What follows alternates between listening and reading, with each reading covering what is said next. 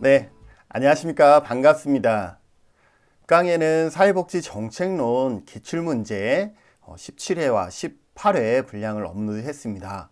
이번에 준비한 과목은 지역사회 복지론입니다.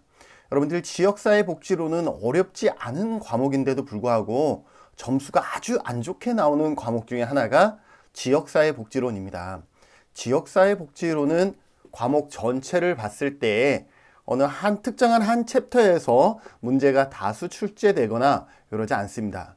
즉 1장에서부터 10장까지 골고루 문제가 나온다라고 보시면 될 것 같습니다. 그럼에도 불구하고 최근 지역사회 복지론 출제 경향을 보면 지역사회 보장 협의체에 관한 문제가 3문제에서 5문제 이상 나오고 있다라는 거예요. 와, 5문제만 맞춰도 좋겠다라고 하시는 분은 다 빼고 지역사회 보장 협의체에 대해서만 공부하셔도 돼요. 지역사회 보장 협의체는 공부할 분량이 한 2페이지, 3페이지 정도만 하면 돼요. 그래서 임원의 조건이라든지 지역사회 보장 계획의 수립이라든지 이러한 부분들만 간단하게 보면 돼요.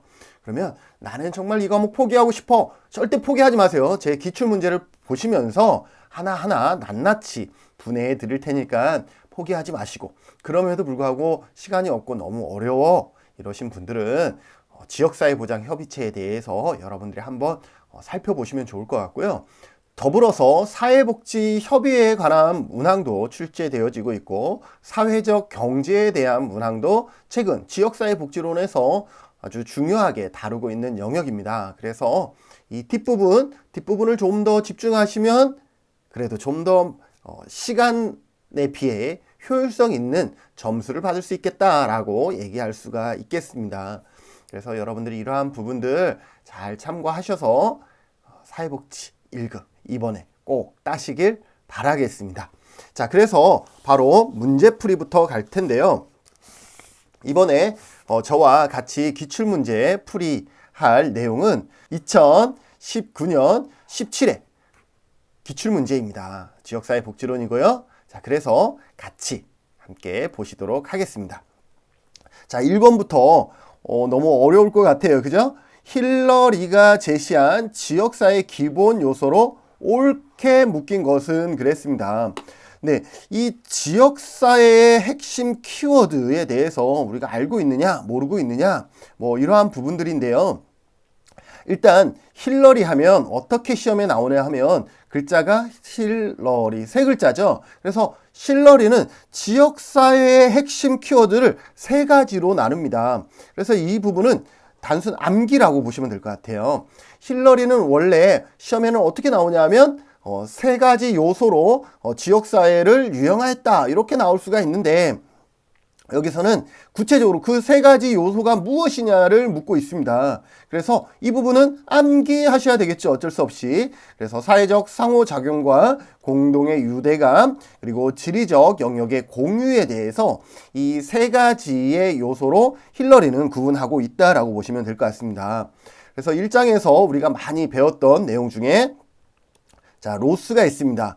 자, 로스는 2글자죠. 그래서 로스는 지역사회를 어떻게 나눕니까? 맞습니다. 지리적 지역사회와 기능적 지역사회, 이렇게 2가지로 나눠요. 그리고 다음으로 파크와 버제스도 있습니다. 파크와 버제스는 이 중에서 지리적 지역사회의 의미를 강조합니다. 그래서 파크와 버제스는 뭐라고 얘기하냐 하면 모든 지역사회는 사회지만 모든 사회는 지역사회가 아니다라고 얘기를 합니다. 이 말이 정말 맞는 것 같아요. 우리는 우리가 이 사회라고 그러면 다 바운더리 안에 있으면 지역사회라고 생각할 수 있을 것 같은데 그렇지 않다라는 거예요. 파크와 버제스는 어떤 영역을 나눴다라고 보시면 될 것 같아요. 어떻게 나눴냐면 이 큰 원이 사회고 작은 원이 지역사회라고 생각해 보세요. 자, 그러면 되겠죠? 모든 지역사회는 어떻게 돼요? 사회 안에 있기 때문에 사회예요. 그러나 모든 사회는 지역사회가 아니다라는 거죠. 이쪽 영역들이 있잖아요. 이쪽 영역은 지역사회라고 할 수 없잖아요.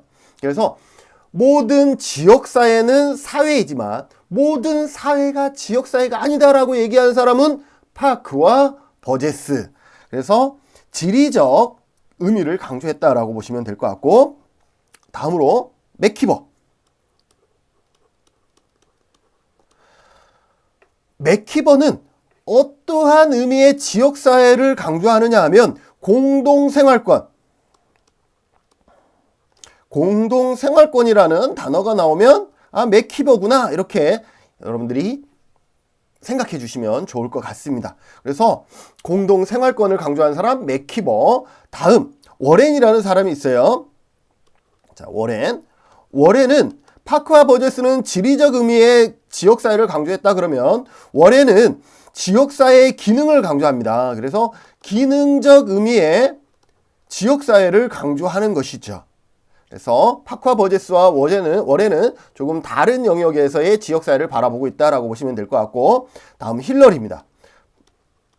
지금 51번 문항이 힐러리잖아요. 힐러리는 이렇게 세 글자가 되어 있죠. 그래서 지역사회의 3요소를 강조한다라고 보시면 될 것 같습니다. 3요소가 무엇이냐? 바로 정답이죠. 사회적 상호작용과 공동의 유대감, 지리적 영역의 공유, 이렇게 세 가지 요소를 강조하고 있다라고 보시면 될 것 같습니다.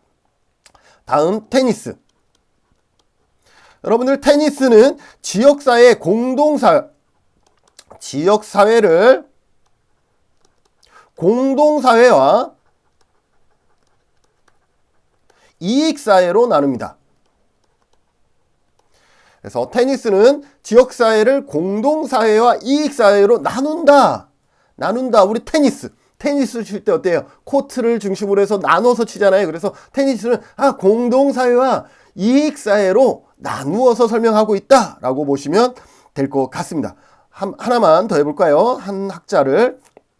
자, 펠린이라는 사람도 있습니다. 이 펠린은 역량 있는 지역사회를 바람직한 지역사회라고 봅니다. 펠린은 역량 있는 지역사회를 바람직한 지역사회라고 봅니다. 자, 그래서 여러분들 지역사회라는 것을 어떤 학자가 어떻게 정의하느냐에 따라서 일단 다양하게 개념 정의가 되어지고 있다라는 것 여러분들이 기억하셔서 이 정도는 여러분들이 일단 아시고 이것을 갖고 문제를 풀 수 있는 범위 내에서 여러분들이 접근하시면 좋을 것 같습니다. 로스는 지리적 지역사회와 기능적 지역사회로 나왔다. 여기에서 가끔 로스만도 나오는데요. 이 로스만은 우리 지역사회 복지론에서 가장 시험에 많이 나오는 사람이에요.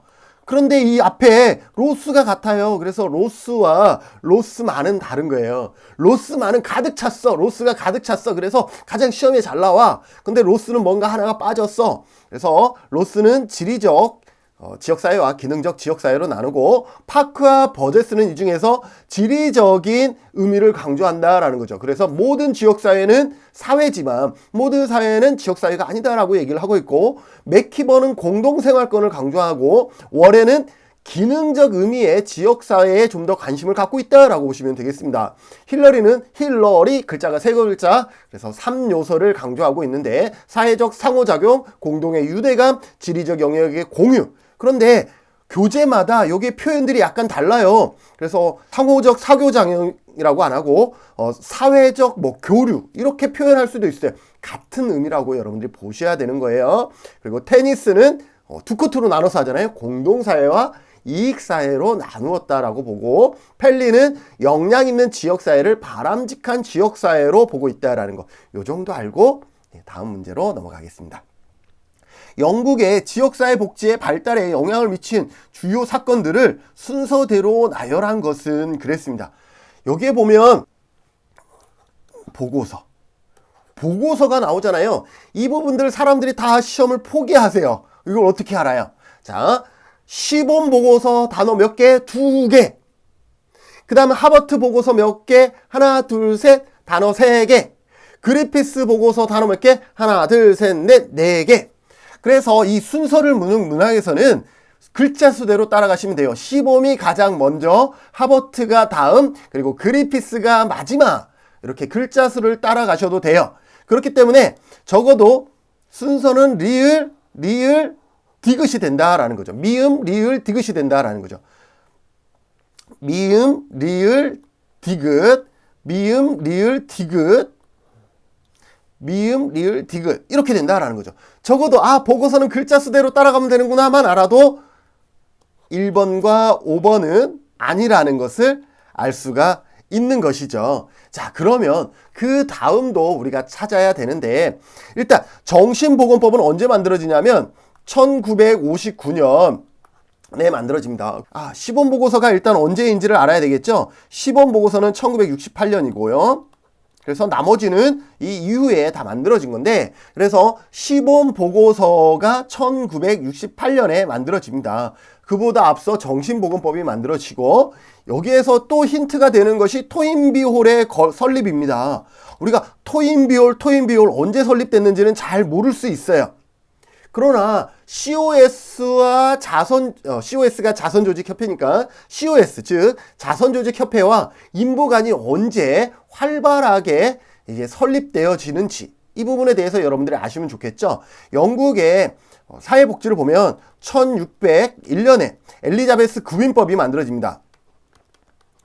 그리고 정주법, 작업장법, 길버트법, 스핀햄랜드법이 만들어지면서 이제 구빈세가 너무 많이 거치니까 1834년에 개정 구빈법이라 그럴까요? 구빈법이 만들어지는 것이죠. 이 개정 구빈법이 만들어지니까 빈자들이 도움을 받기가 더 어려워졌어요. 구빈법에 비해서.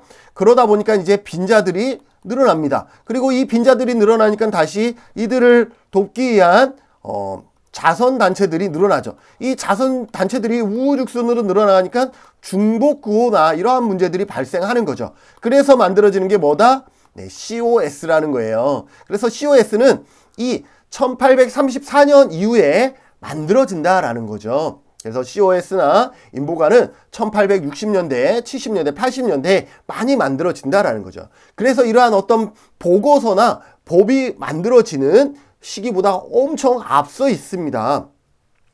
네, 그래서 답을 찾아보겠습니다. 엄청 앞서 있기 때문에 기억이 가장 먼저 이거죠. 기억이 가장 먼저가 되겠습니다. 그리고 여기에 정신보건법과 시범보고서를 보면 정신보건법이 앞서 있죠. 그래서 정답은 2번이 되겠습니다. 여기에서 여러분들에게 팁, 이 보고서는 글자 수대로 가면 된다. 그런데 이 보고서 중에 우리가 또 기억하고 있는 보고서가 하나 있어요. 베버리지 보고서. 자, 베버리지 보고서는 언제 있는지 이 정도는 추가로 알까요? 네, 베버리지 보고서는 1942년에 만들어집니다.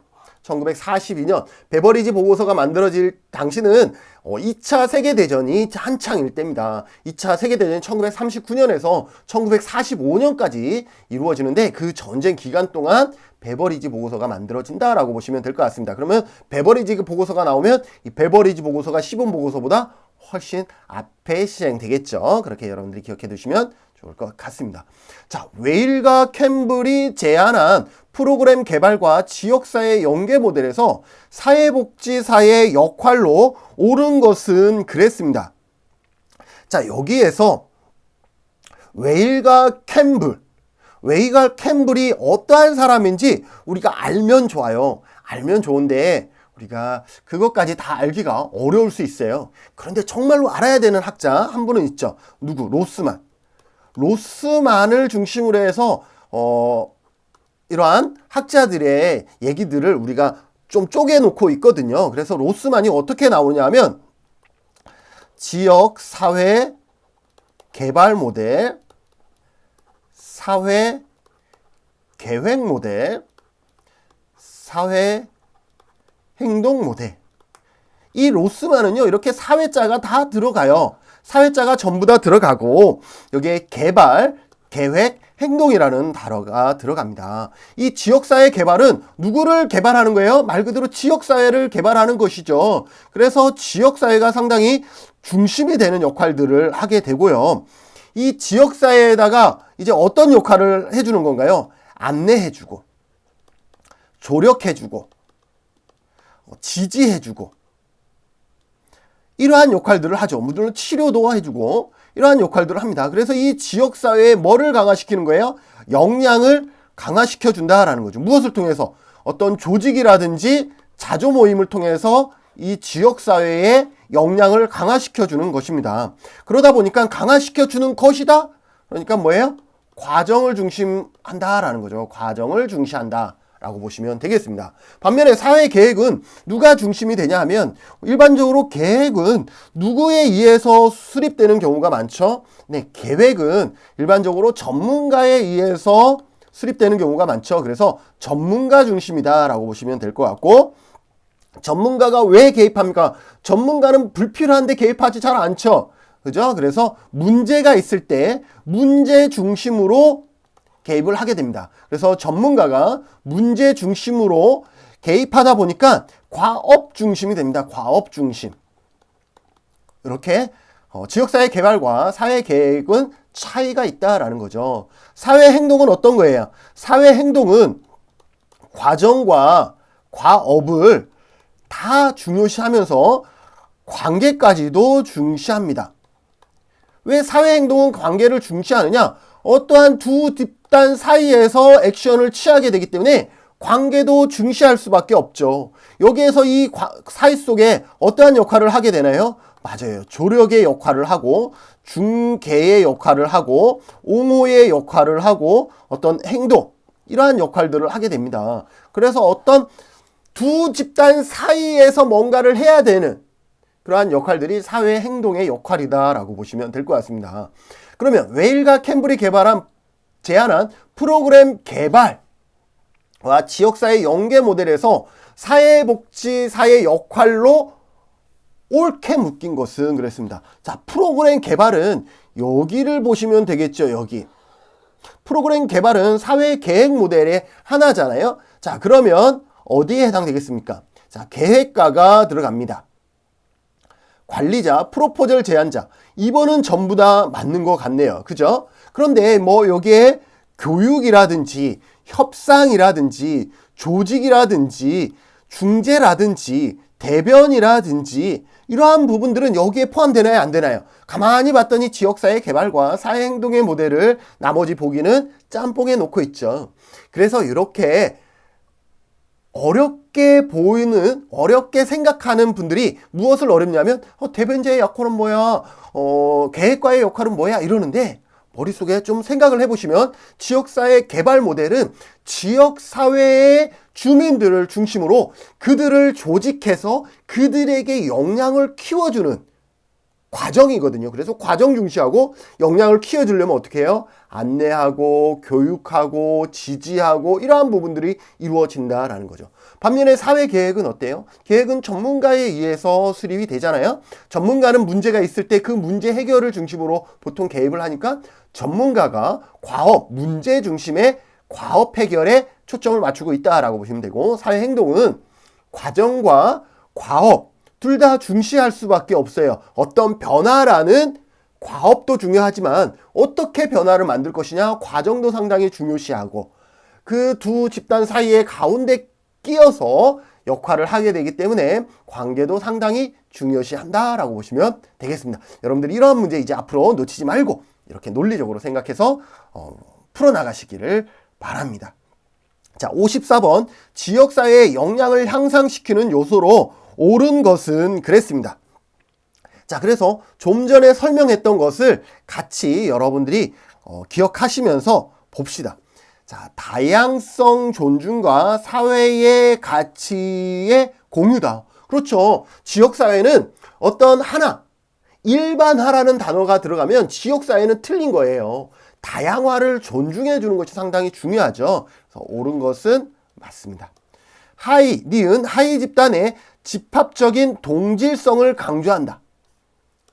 방금 설명드릴 때 어땠어요? 일반화, 동질성 이런 것은 지역사회에서 좋지 않다라는 거예요. 왜? 지역사회는 한 사람이 사는 것이 아니라 무수히 많은 사람이 함께 살아가는 것인데 그것의 동질성을 강조한다? 좋지 않다라는 거죠. 그래서 니은은 틀렸습니다. 자, 이 사실만 안다 그러면 옳은 것을 모두 고르시오 그랬으니까 니은을 다 지워봅시다. 자, 그러면 정답은 2번 아니면 4번이 될 확률이 높네요. 자, 디귿. 구성원의 자율성 유지와 공동의 이익을 극대화한다. 자율성을 유지하면서도 공동의 이익을 극대화한다? 오, 맞습니다. 그리고 법적인 테두리 내에서 공동선의 추구와 조정, 얘도 맞습니다. 그래서 정답은 4번이 되겠습니다. 55번, 지역사회 복지 실천의 원칙으로 옳지 않은 것입니다. 지역 주민 간의 협력 관계를 구축한다. 예, 일단 맞죠. 지역사회 구성원 중심의 목표 형성과 평가. 좀 단어가 애매하긴 하지만 맞는 것 같아요. 세 번째, 일반사회의 특성과 문제의 일반화. 또 일반화라는 단어가 나왔네요. 지역사회라는 것은 딱 공통의 뭔가를 강조하고 일반화하고 이게 결코 올바르지 않다라는 거예요. 그래서 3번 문제의 일반화도 쉽지가 않습니다. 이익 집단들이 서로 다르거든요. 그래서 3번이 정답이 되겠습니다. 그래서 일반화하면 지역의 특성들이 사라지잖아요. 다양성이 사라지잖아요. 그래서 잘못됐다라고 보시면 될 것 같습니다. 자, 56번. 다음 예시에 관로 안에 들어갈 내용을 옳게 나열한 것은 지역사회 복지 실천의 효과성을 높이기 위해서 로스만의 모델을 순차적으로 적용해 볼 수 있다. 즉, 로스만의 무슨 모델은 지역사회 내의 자원 배분과 권력의 이양, 여기 집중하시죠. 하고 고도의 복잡한 지역사회 문제를 조사, 분석, 해결하는 방안을 모색하기 위한 모델로 적용할 수 있다 그랬는데 로스만의 모델이니까 로스만의 모델 다시 한번 해볼까요? 로스만은 세 가지, 글자가 세 가지로 나눴죠. 그랬죠? 지역사회, 개발, 사회, 계획, 사회, 행동으로 나눴습니다. 여기에서요, 로스만은 다 사회가 들어가요. 그래서 이렇게 사회 안 들어간 것들이 있죠. 뭐 이런 건 다 사회 안 들어갔잖아요. 일단은 이것도 좀 그렇네요. 그래서 다 지우면 정답은 보나마나 1번일 거예요. 교수님 알니까 그렇게 맞아요. 아니까 그렇게 그냥 해석만 한 거예요. 그럼 문제를 읽어봅시다. 지역사회 내의 자원 배분과 권력을 이양한다. 권력을 이양한다라는 것은 사회 행동에 가깝습니다. 사회 행동을 통해서 불이익을 당하는 사람들의 이게 힘을 부여하는 것이 사회 행동이잖아요. 그래서 이 권력을 이양하고 또 성취한다라는 것은 사회 행동을 얘기하는 것이고 뒤에 부분은 너무 쉽죠. 지역사회 문제를 조사 분석하는 것은 뭐예요? 우리 전문가에 의해서 계획을 수립하는 것이죠. 그래서 사회 계획이 됩니다. 그래서 정답은 1번이 되겠습니다. 자, 57번. 2000년 이후 한국의 지역사회 복지 발달에 영향을 미친 주요 사건들을 모두 고른 것은 그랬습니다. 2000년 이후입니다. 그래서 기억 봅시다. 기억. 지방자치단체장에 직접 선출이 있었다. 지자체단체장을 직접 선출한 게요. 1950년대도 있었지만 그걸 일단은 뛰어넘고 언제였냐 하면 1995년에 지자체 단체장을 직접 선출을 하게 됩니다. 그렇기 때문에 이거는 2000년 이후의 모습이 아니죠. 그래서 기억은 정답이 될 수가 없다라는 것이고요. 니은 시군구에 희망복지 지원단을 설치한다. 희망복지 지원단 2012년에 설치합니다. 그래서 맞습니다. 그런데 여기에서 여러분들 시군구 희망복지 지원단입니다. 시군구 기억하세요.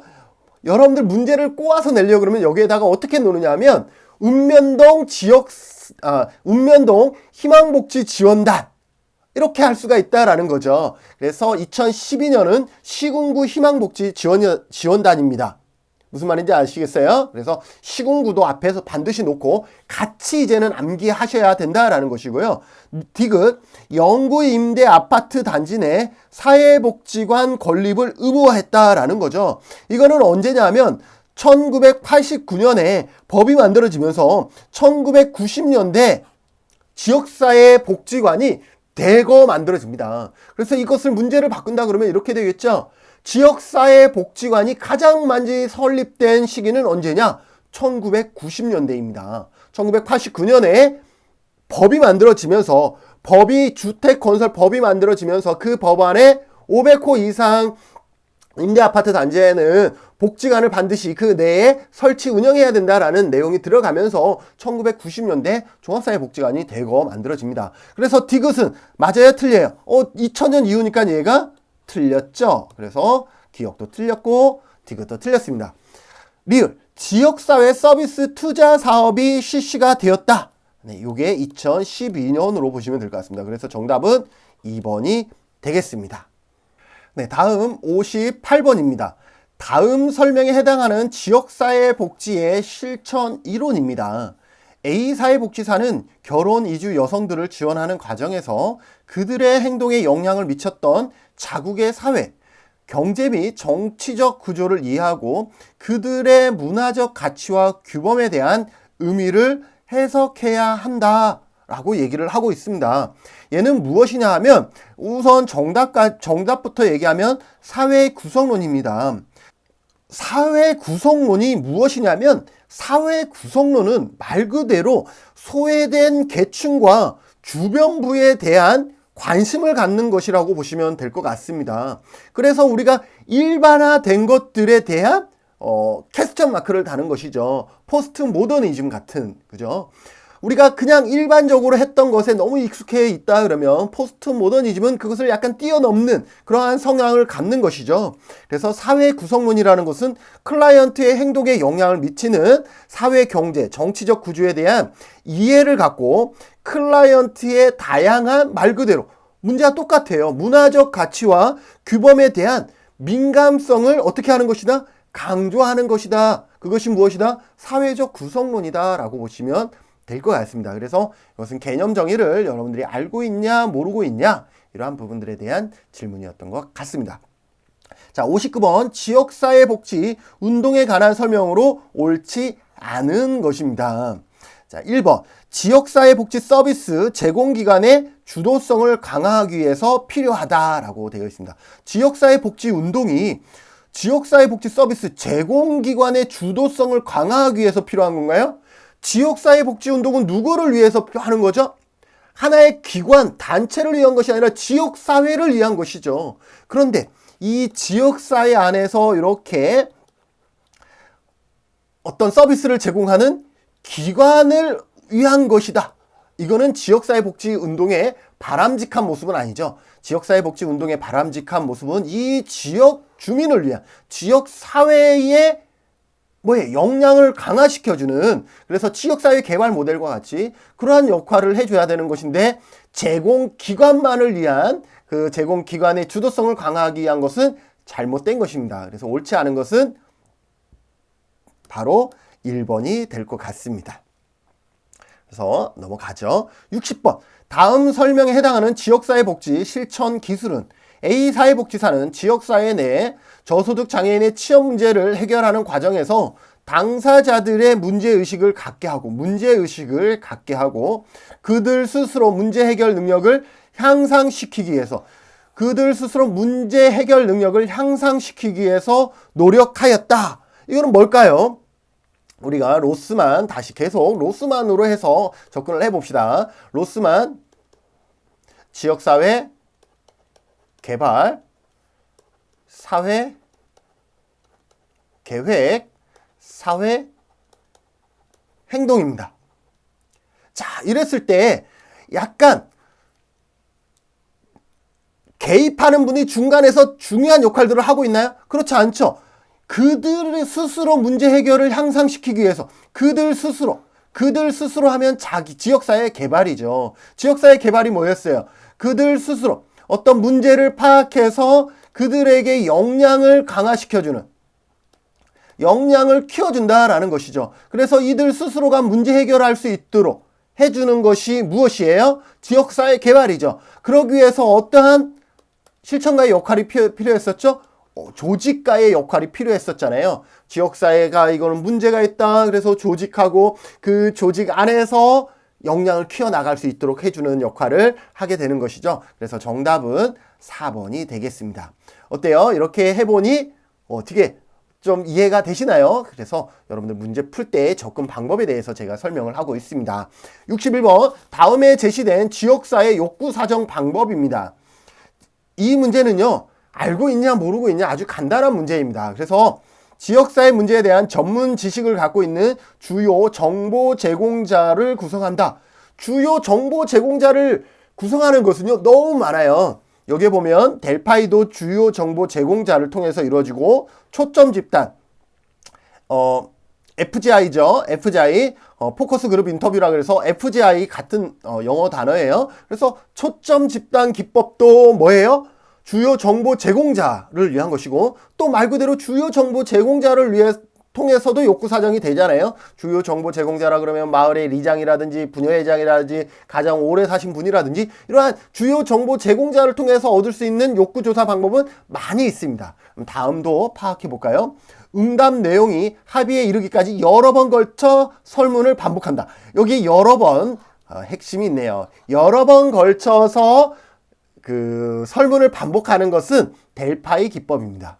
그래서 설문 구성은 개방형으로 시작해서 이후에는 유사한 응답 내용을 폐쇄형으로 구성하여 질문을 한다라는 거죠. 그럼 무슨 말이냐? 일단 델파이 기법에 대해서 설명을 할게요. 델파이 기법은 잘 알려지지 않은 내용을 사정할 때 많이 사용됩니다. 알려져 있는 내용을 사정할 때는 문헌이라든지 검색이라든지 이러한 것을 통해서 충분히 우리가 찾아나갈 수가 있는데, 잘 알려지지 않은 내용에 대한 사정에는요, 그러한 문헌 검색이 한계가 있기 때문에 전문가들에게 직접 물어볼 수밖에 없어요. 그런데 물어보는 사람이 그 내용을 알아야 몰라요. 모르기 때문에 뭘 물어봐야 될지 몰라요. 그래서 개방형으로 두리뭉실하게 질문을 툭 던지는 거예요. 예를 들어서 아동학대 어떻게 예방할까요? 라고 그냥 이렇게 개방형으로 질문을 던지는 거죠. 그러면 전문가들이 피드백을 해줘요. 답이 오겠죠. 법을 개정해야 될 것 같다. 실천 현장에서의 어떤 노력이 필요할 것 같다. 당사자의 역량이 강화되어야 될 것 같다. 이렇게 답이 오는 거예요. 그러면 처음에는 이렇게 개방형으로 갔지만 나중에는 이렇게 폐쇄형으로 요약이 될 수 있잖아요. 그러면 이 요약한 것을 다시 전문가에게 다시 묻습니다. 법을 개정하는 데는 어떻게 하면 될까요? 주주주주.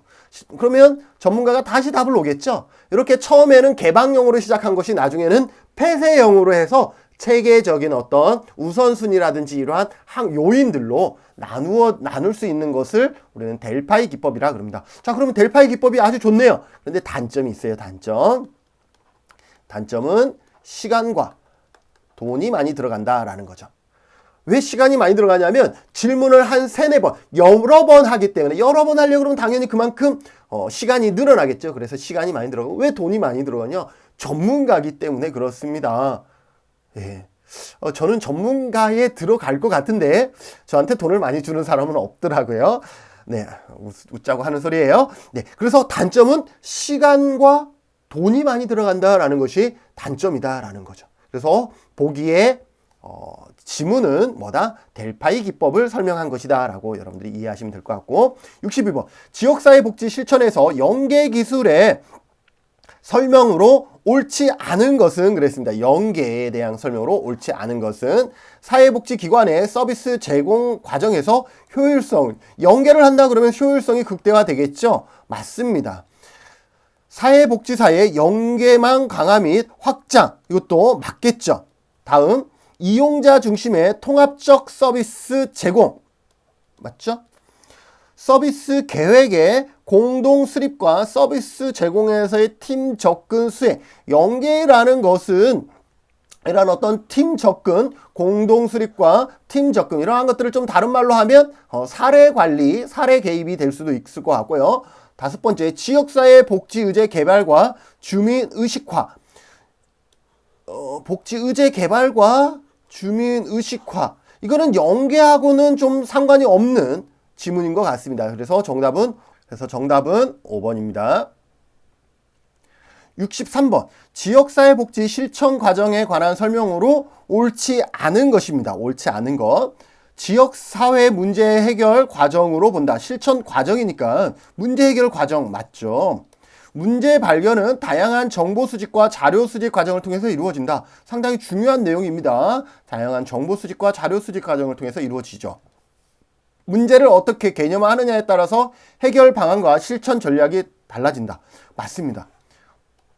지역을 발전시키는 것이냐 아니면 지역을 보존할 것이냐 상당히 다른 의미잖아요. 그래서 어떻게 개념화할 것인가에 따라서 접근, 실천, 전략은 달라지겠죠. 네 번째, 총괄평가는 프로그램 수행 과정 중에 실시되어 프로그램의 문제를 관찰, 수정하는 데 유용하다. 여기에서 이건 너무나도 우리가 잘 알고 있는 내용인데 잘못됐죠. 평가에는 과정평가와 총괄평가가 있죠. 이 과정평가는 형성평가로 쓰이기도 하죠.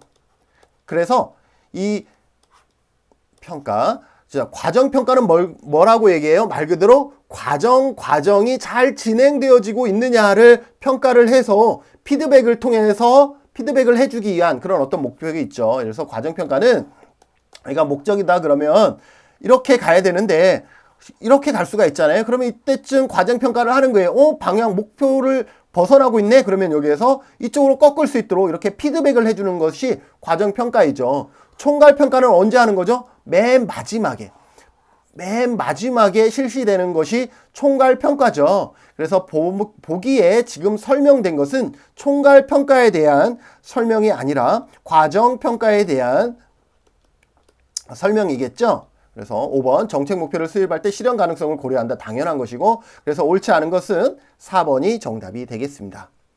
64번 다음 설명하는 지역사회 복지의 실천 기술은 그랬습니다. A 지방자치단체가 별도의 조치를 해줄 것을 요청하기 위해 다수의 서명지를 전달하는 활동. 이 다수의 서명지를 전달하는 것 청원입니다. 여러분들 우리 쉽게 국민청원 많이 하잖아요. 그래서 뭐 한 달 이내에 뭐 20만 명 이상 국민청원에 우리가 서명하면 뭐예요? 그것을 우리가 이슈하겠다, 정책 의제로 잡겠다라고 하는 것이 국민청원이잖아요. 그래서 그거랑 다수의 서명지를 전달하는 활동, 청원 같은 거죠. 그래서 현재 이슈를 아마 문제화하지 않았을까라고 생각이 되어집니다. 65번 지역사회 복지 실천에서 조력자의 역할로 옳은 것을 모두 고르시오 그랬습니다. 조력이라는 것은 으쌰 지지해 주는 거죠. 지지. 자 봅시다. 지역사회 내 다양한 집단들에 의해 표출된 불만의 집약. 다양한 집단들에 의해 표출된 불만의 집약. 네, 조력자의 역할. 이게 왜 그러냐면 로스만으로 다시 가봅시다. 여러분들 또 헷갈릴까봐 로스만을 계속 가겠습니다.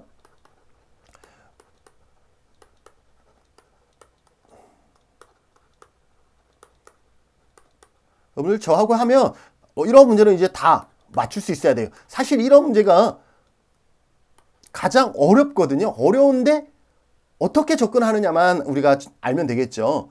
자, 조력자는 어디예요? 지역사회 개발. 여기에서 조력하는 거거든요. 어떻게 조력하죠? 자, 문제인지를 알게 해야 된다 그랬죠. 먼저 문제인지 아닌지 지역 주민들이 모르는 경우가 많아서 문제를 인식하게 하고 그러면 어떻게 해요? 조직을 하는 거죠. 문제 해결을 위해서 조직을 하고 여기에다가 역량을 키워주는 것이죠. 역량을 키워준다 라고 보시면 될 것 같습니다.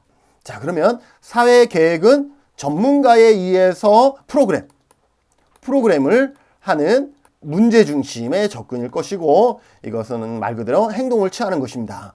자, 그러면 지역사회 내 다양한 집단들에 의해서 표출된 불만의 집약, 문제를 파악하는 거 이거 맞습니다. 그죠? 지역사회 문제의 조사 및 평가, 조사의 평가는 사회계획이죠. 사회계획입니다. 그래서 아니에요. 지역사회 내 불이익을 당하는 주민의 옹호와 대변. 사회행동에 중요한 것은 옹호와 대변이죠. 그래서 얘도 아닙니다. 지역사회 조직 과정에서 지역 주민들에게 공동의 목표를 강조한다. 공동의 목표. 지역 주민들의 공동의 목표 맞습니다. 그래서 정답은 기억, 리을 3번이 되겠습니다. 이렇게 접근을 하셔야 됩니다. 무슨 말인지 아시겠죠? 그랬을 때 여러분들이 놓치지 않고 왜냐하면 다 좋은 말인 것 같아서 다 기역, 니은, 디귿, 리을을 선택하는 경우가 많아서요. 그러면 안 된다라는 것을 설명해 드리고 싶었던 것입니다. 자, 다음 설명은 아른스테인의 분류한 주민 참여 단계 중 어디에 해당하느냐라는 거죠. 이 아른스테인도 8가지로 구분을 하는데 이 8가지에 대해서 종종 문제가 나오는데 그냥 포기하시죠. 포기하실래요? 혹시 교수님 나는 포기하고 싶지 않은데 왜 포기하라? 그러면 한번 봅시다. 포기하고 싶지 않으면 아른스테인은 어떻게 하느냐면 권력을 행정기관과 주민 사이에 권력을 누가 더 많이 가지고 있느냐를 갖고 8단계로 나누는데 어떻게 나누냐 하면 제일 밑에는 조작 단계입니다. 조작. 그 다음에 치료. 다음 정보 제공. 다음 상담. 주민회의. 협동.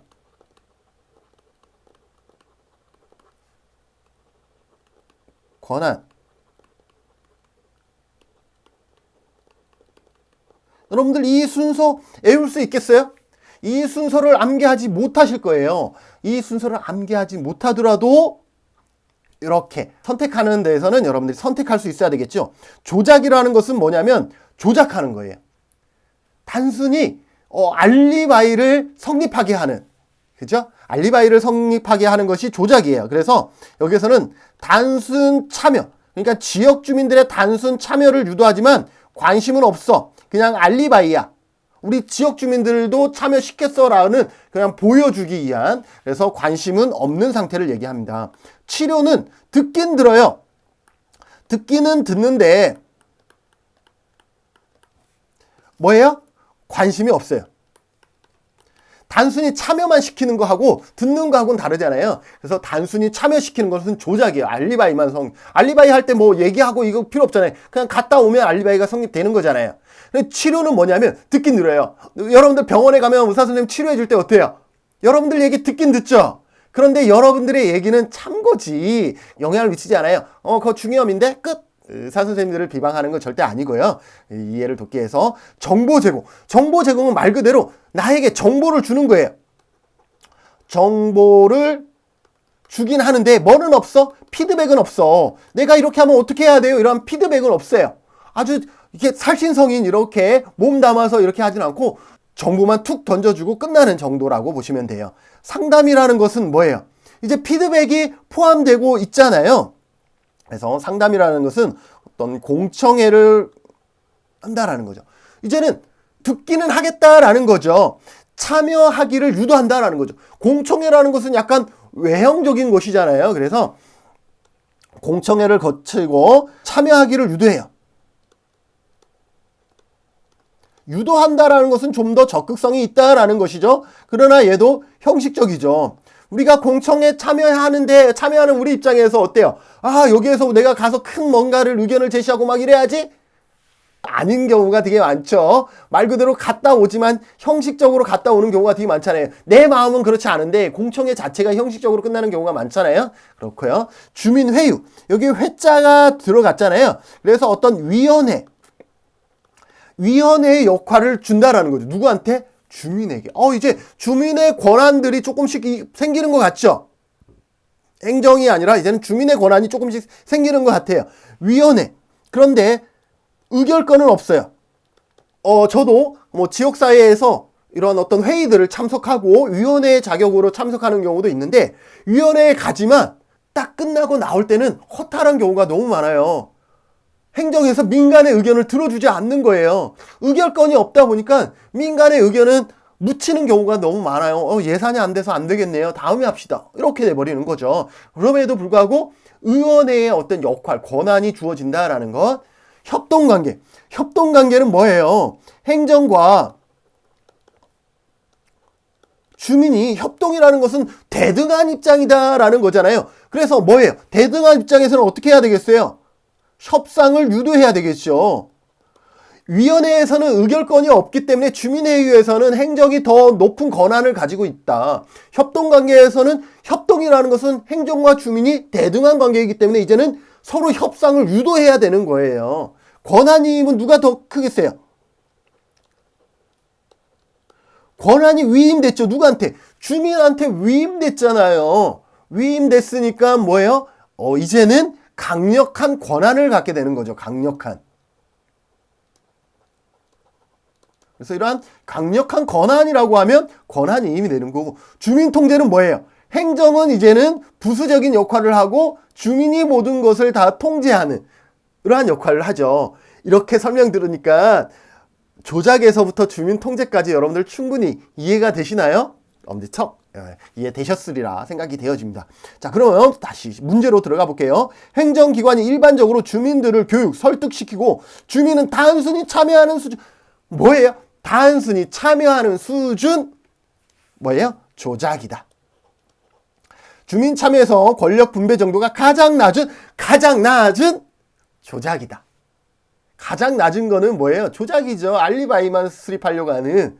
이렇게 여러분들이 기억하시면 될 것 같습니다. 왜 제가 더 기분이 좋죠? 자, 67번. 지역사회 보장 협의체의 구성 조직 및 역할을 적절하게 연결하고 있는 것은, 여러분들 지역사회 보장 협의체 상당히 많이 최근에 문제로 나오고 있습니다. 그래서 지역사회 보장 협의체 여러분들 반드시 보시면 좋을 것 같습니다. 지역사회 보장 협의체는 어떻게 구성이 되냐면,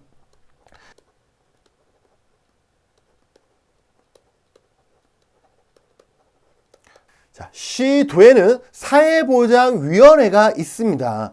그리고 시군구에는 시군구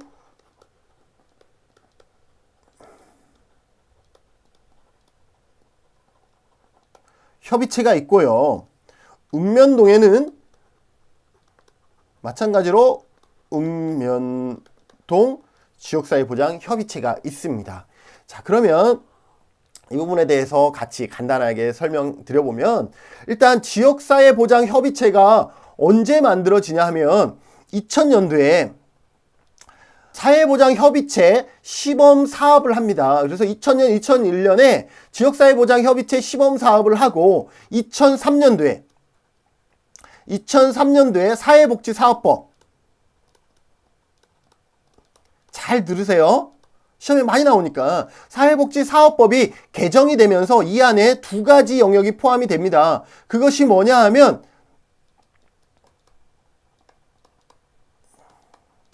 지역사회복지 협의체를 구성하고, 시군구에 지역사회보장협의체를 구성하고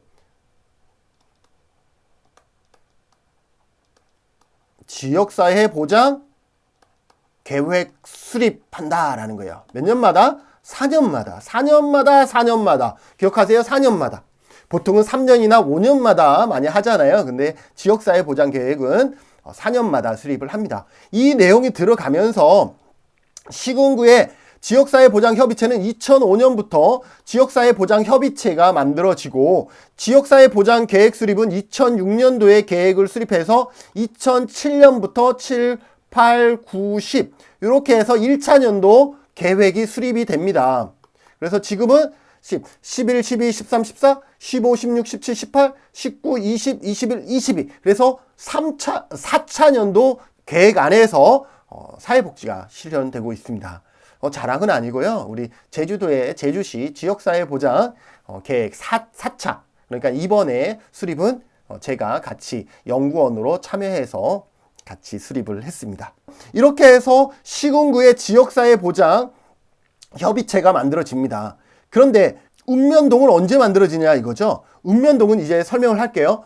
읍면동은 2014년에 송파 세모녀 사망 사건이 발생하면서 2015년에 여러 가지 변화가 있다 그랬잖아요. 그래서 국기법이 개정이 되고 사회보장 급여법이 만들어지죠. 이 사회보장급여법이 만들어지면서 이 사회보장급여법 안에 읍면동 지역사회보장협의체가 들어옵니다. 그리고 이 내용들이 전부 다 여기로 들어옵니다. 자, 처음에는 그 지역사회보장협의체가 어떤 법에 근거해서 설치 운영되었죠? 사회복지사업법, 2003년도에 사회복지사업법에 의거해서 만들어졌다가 사회보장급여법이 만들어지면서 이 내용이 전부 다 이쪽으로 넘어오게 됩니다.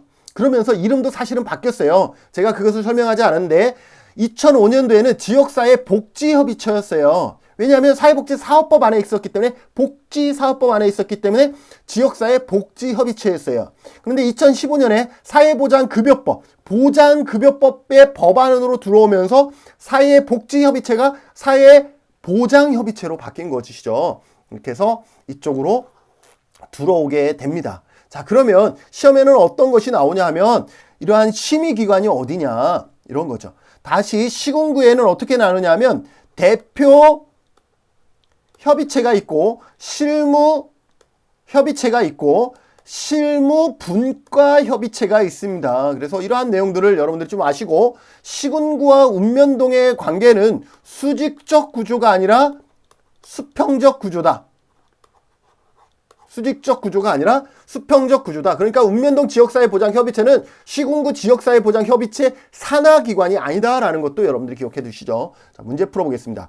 대표협의체는 통합사례관리를 지원한다 그랬는데, 대표협의체는 말 그대로 뭐 교수님이라든지 어떤 기관에 정말로 대표 되시는 분들의 연합이라고 보시면 될 것 같아요. 그래서 대표협의체에서 실무를 하지 않아요. 대표협의체는 보통 어떤 가장 큰 심의를 한다든지 뭐 이러한 역할들을 해요. 그렇기 때문에 이러한 통합사례관리 지원, 이것은 대표협의체에서 하는 일이 아닙니다.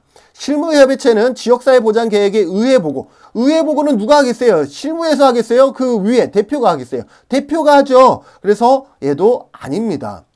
사회복지법인 이사의 추천과 선임 조정도 마찬가지 실무가 아니라 대표에서 하기 때문에 아닙니다. 실무분과에서, 여기에 실무분과가 있죠. 실무분과에서 해야 되는 핵심 사업 중에 하나가 바로 4번입니다. 실무분과는 지역사회보장계획의 연차별 시행계획을 모니터링합니다. 아까 우리 지역사회보장계획은 몇 년마다 수립하죠? 지역사회보장계획은 4년마다 수립합니다. 이 4년마다 수립하면 이것을 다시 매해마다 쪼개서 연차별 계획을 만듭니다. 연차별 계획. 연차별 계획은 각 1년마다 만듭니다. 자, 그래서 이 지역사회 보장 계획은 중단기 계획이라고 합니다. 이것도 왜 중단기 계획인지 아시겠어요? 4년마다 수립하고 그것을 다시 1년마다 쪼개니 중단기 계획이라고 설명할 수가 있는 것이죠. 맞습니다. 자, 5번 읍면동 지역사회보장협의체는 실무협의체의 업무를 지원한다. 밑에서 위를 지원하는 경우는 더더욱 없습니다. 그죠? 수직관계가 아니잖아요. 그죠? 수직관계가 아니기 때문에 실무협의체의 업무를 지원하고 이런 역할을 하는 것이 절대 아닙니다. 자, 그래서 정답은 4번이고요. 그 실무분과 지역사회보장계획의 연차별 시행계획 모니터링은 실무분과의 핵심적인 사업이다 라고 보시면 될 것 같습니다. 자, 68번 지역사회보장계획의 수립 과정을 순서대로 옳게 나열한 것은 그랬습니다. 지역사회보장계획의 수립 과정, 그래서 지역사회보장계획의 수립 과정도 많이 나오는데 이러한 부분들 나와요. 시도에서도 계획을 수립하게 됩니다. 여러분들 17개 시도에서도 계획을 수립하고, 그리고 시군구에서도 계획을 수립하게 됩니다. 그랬을 때 이 시도는 어디에서 심의를 하게 되는 거죠? 네, 사회보장위원회에서 하게 되고, 시군구는 어때요? 대표 협의체에서 하게 된다라는 거, 이러한 부분들을 우리가 기억해 두시면 좋을 것 같습니다. 자, 그러면 같이 한번 보시죠. 자, 제일 먼저 중요한 것은요, 지역사회 보장 계획을 수립할 때 제가 4차 계획을 수립했다 그랬잖아요. 제일 먼저 하는 것은 지역 사회 보장 조사입니다. 문화, 예술, 체육 이러한 부분들에 대해서 복지, 보건 그러한 부분들에 대해서 전반적으로 조사를 먼저 실시하게 됩니다. 자, 지역사회 보장 조사를 하게 되면 그 다음에 무엇을 하냐면 여기에 추진 비전 및 목표를 수립하게 됩니다. 우선 어떻게 할 것인지에 대한 비전과 목표를 수립하면요. 그래서 우리끼리 모여서 4사람이 연구원이었는데 같이 모여서 비전과 목표를 수립하면 그 비전과 목표에 따른 세부 사업 계획을 수립하게 됩니다.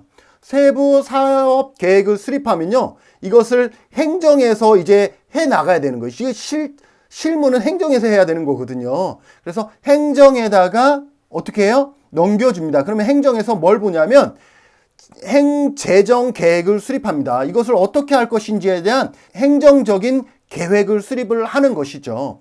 그렇게 되면 어떻게 돼요? 계획이 수립이 끝나면 지역사회 보장 협의체의 심의를 거치게 됩니다. 지역사회 보장 협의체 심의를 거치면 어떻게 돼요? 의회에 보고되는 이러한 형태를 갖게 됩니다. 그래서 여러분들이 여기에서 주의할 것은 세부 사업 계획을 수립한 후 행재정 계획을 수립한다라는 거죠.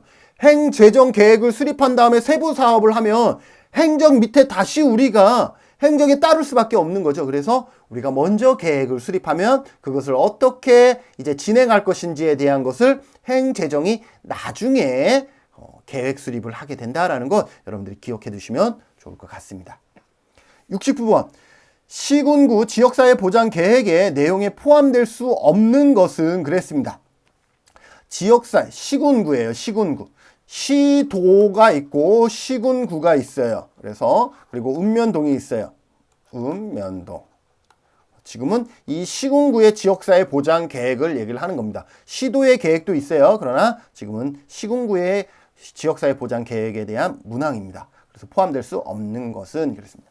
지역사회 보장의 수요를 측정한다. 당연히 지역사회 보장의 수요 측정해야죠.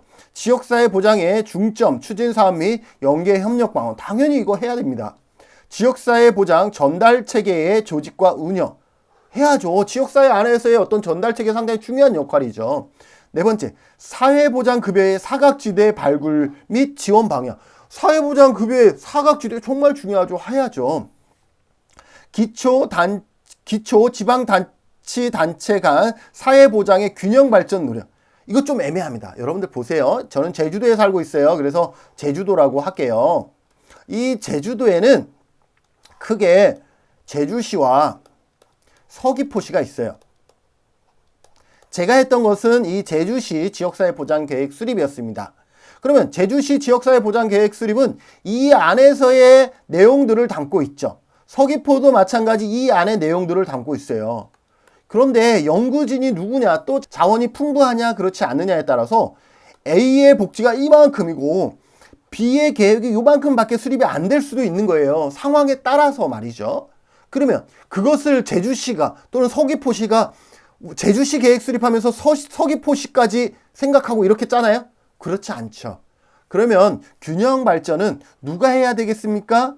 제주도 계획에 수립해야겠죠. 도가 이렇게 차이나는 A와 B를 어떻게 균형 발전시킬 것인가는 보다 상위인 제주도 지역사회 보장 계획에서 수립해야 되겠죠. 그래서 잘못된 것은 5번이 되겠습니다. 70번 읍면동 지역사회 보장 협의체의 역할로 별 수 없는 것. 여러분들 전에 지역사회 보장 협의체에 대한 설명을 할 때 설명을 하지 못했던 것이 읍면동 지역사회 보장 협의체의 역할인데요. 여기에서의 역할은 어떤 역할을 하냐면 가장 중요한 사각지대의 발굴 역할을 합니다. 그리고 지역의 자원을 개발합니다. 그리고 이 지역의 자원을 개발한 것을 이 사각지대에 발굴한 것에 어떻게 지원해 줘야 되겠죠? 이것을 자원 연계라고 합니다. 그리고 한 가지 중요한 것이 있는데 마을의 어떠한 기능을 살려서 사업들을 하면 좋잖아요. 그래서 지역 특화 사업을 하게 됩니다. 그래서 읍면동 지역사회보장협의체는 이 네 가지만 기억하시면 돼요. 읍면동 지역사회보장협의체의 역할은 사각지대 발굴, 지역 자원개발, 자원연계, 그 다음에 특화사업 이렇게 네 가지 기억하시면 될 것 같습니다. 그래서 역할로 볼 수 없는 것이기 때문에 복지 대상자 발굴 맞습니다. 지역 특화사업 추진 맞습니다. 지역 자원의 발굴 및 연계 맞습니다. 지역 인적 안정망 구축, 이 안정망 구축도 사업이 될 수 있잖아요. 맞습니다. 지역사회 보장 지표의 생성, 정답은 5번입니다. 이러한 어떤 지표 개발은 어디서 할까요? 뭐 시군구에서 한다 이렇게 대답하시는 분이 있는데 시군구도 이런 지표 개발 안 해요. 위에서 내려온 거 그냥 따라 할 뿐이에요. 그러면 시도에서 한다? 시도도 이런 거 안 해요. 위에서 준 거 그냥 따라해요.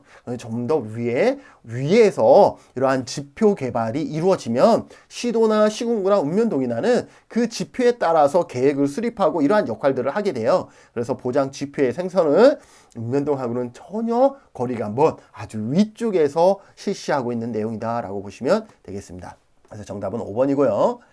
71번 자원동원기관에 관한 설명으로 옳지 않은 것은 그랬습니다. 사회복지 공동모금의 신청사업은 프로그램 사업과 긴급지원 사업으로 나누어 공모 형태로 진행되어진다 라고 얘기를 했는데 바로 정답이 나왔네. 1번 사회복지 공동모금의 배분사업은 어떻게 나누어지냐면 신청사업, 배분사업에는 신청사업과 기획사업, 긴급지원,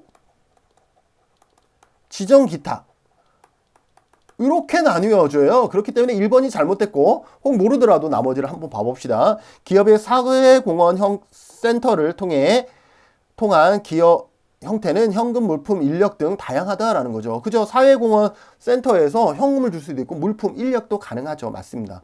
기부식품 등을 제공 사업은 이용자에게 기초푸드뱅크 마켓을 통해서 기부 물품을 제공하고 있다. 맞습니다. 자원봉사센터는 자원봉사 활동 기본법에 근거하여 자원봉사자를 양성 배치할 수 있는 역할을 한다. 맞습니다. 사회복지 공동모금에는 노블레스 오블리주 실천을 위한 아너소사이트 1억 이상 기부자 운영하고 있다. 맞습니다. 그래서 정답은 1번이 되겠습니다. 72번 사회적 경제 영역에 관한 설명으로 옳지 않은 것은 자, 사회적 경제. 자, 사회적 경제 언제 만들어졌다 그랬어요? 신자유주의가 시작되면서 복지 예산이 삭감이 됩니다. 복지 예산이 삭감되니까 복지 사업을 할 수 있어요, 없어요? 없어요. 그래서 저처럼 뜨거운 열정을 가졌지만 돈이 없어 사업을 할 수가 없어. 그래서 포기할 것이냐? 아니요.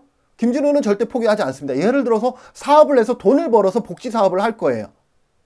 그럼 돈을 벌어야 되잖아요. 그 돈을 벌고 복지 사업을 하는 것, 이 두 가지의 토끼를 잡는 것을 사회적 경제라고 보시면 될 것 같아요. 그래서 이 사회적 경제는 뭐예요?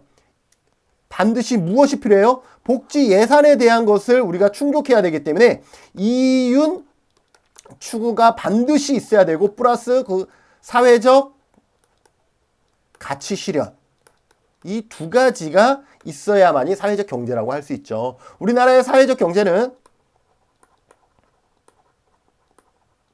사회적 협동조합,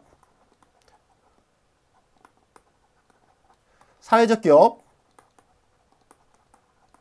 마을기업,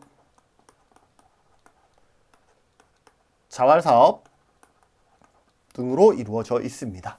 자, 문제 보시죠. 협동조합은 협동조합 기본법에 따라 조합원의 권익 옹호와 지역사회에 공헌하는 사회 조직을 말한다. 맞습니다. 협동조합은 협동조합 기본법에 의해서 운영되어지고 있습니다. 마을기업은 주민이 지역 자원을 활용하는 수익사업을 통해 지역 공동체를 활성화한다. 수익사업, 지역 공동체 활성화 둘 다 맞습니다. 사회적 기업은 취약계층에 일자리를 제공하여 맞습니다. 사회적 기업 육성법에 따라 맞습니다. 영리를 추구하지 않는다? 여기에 잘못됐죠. 영리를 추구하지 않는다가 아니라 영리가 선행되어져야 한다라는 거죠. 그래서 정답은 3번입니다. 영리가 반드시, 이윤 추구가 반드시 필요하다라는 것. 4번 자활기업은 저소득층이 상호 협력하여 저소득층 공동사업자 형태로 자활기업은 2인 이상의 자활 참여자가 있어야 됩니다. 5번 사회적 경제는 사회적 목적과 민주적 운영 원리를 가진 호혜적 경제활동 조직이다. 맞습니다. 그래서 정답은 3번이 되겠습니다. 사회복지협의회. 협의회 문제도요. 매 회기마다 한 문제 이상 나오니까 봐봅시다. 읍면동 중심의 공공부문 전달체계와 지역사회 보호체계를 구축한다. 협의회는요. 공공부문이 필요가 없습니다. 협의체.